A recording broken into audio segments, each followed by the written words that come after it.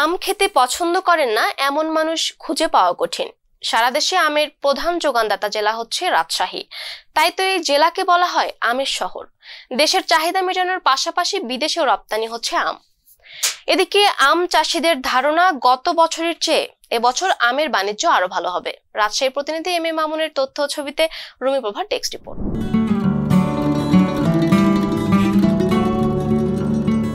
আমের রাজধানী হিসেবে পরিচিত রাজশাহী চলতি মৌসুমে ১,৫০০ কোটি টাকার আম বিক্রির আশা করেছে কৃষি বিভাগ।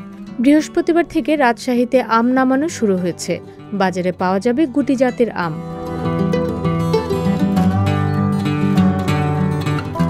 রাজশাহী কৃষি সম্প্রসারণ অধিদপ্তরের তথ্য মতে গত বছর ১,০০০ কোটি টাকার মতো আমের বাণিজ্য হয়েছে।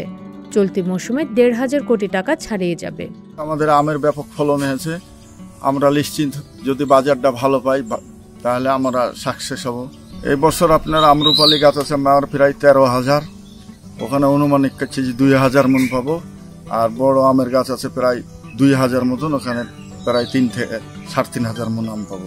তথ্য অনুযায়ী গত বছর রাজশাহী জেলায় ১৮,৫১৫ হেক্টর জমিতে আমের চাষ হয়েছিল, আর এবছর রাজশাহীতে ১৯,৫৭৮ হেক্টর জমিতে আমের চাষ হয়েছে। এবছর আবহাওয়া অনুকূলে থাকলে ২,৫৮,০০০ মেট্রিক টন আম উৎপাদন হবে বলে আশা করা হচ্ছে। রাজশাহী কৃষি সম্প্রসারণ অধিদপ্তরের উপপরিচালক মোজতার হোসেন জানান, রাজশাহীতে এবার আমের খুবই ভালো ফলন হয়েছে। গত বছর প্রতি মন আম ৩,২০০ থেকে ৪,০০০ টাকাতে বিক্রি হচ্ছে। এবারও চাষিরা ভালো দাম পাবে।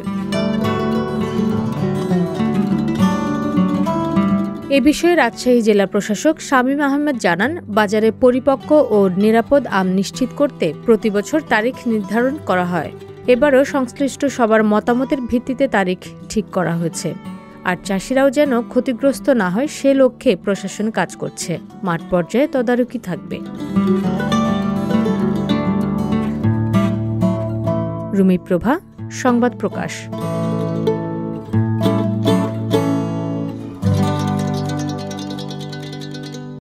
সংবাদ, ফিচার ও অনুষ্ঠানের জন্য ভিজিট করুন সংবাদ প্রকাশের ওয়েবসাইট এবং যুক্ত থাকুন ফেসবুক পেজ ও ইউটিউব চ্যানেলের সঙ্গে।